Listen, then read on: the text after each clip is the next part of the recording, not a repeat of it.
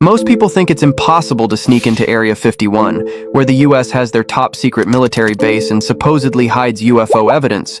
But a man named Jerry Freeman became the only person to have ever publicly snuck into Area 51 using a strategy that outsmarted the US military. Jerry Freeman began his 100-mile round-trip trek into Area 51 in April 1997, starting late into the night around Beatty, Nevada, where he would head northeast into the restricted Area 51 land. Jerry's mission for the journey was to find evidence of the long-lost 49ers, who trekked across America in search of gold in the 19th century. Many of the 49ers' last known location was in the restricted Area 51 land, and no archaeologists were ever given permission to enter the land even for research purposes.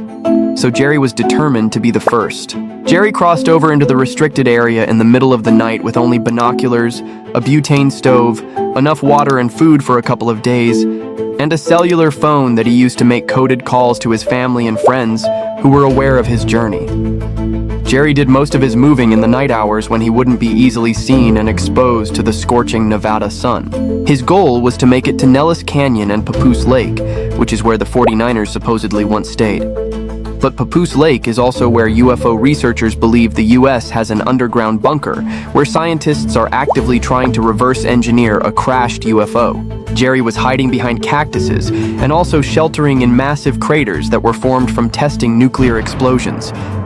In these craters, Jerry was able to avoid the infrared viewing devices the military uses to look for intruders.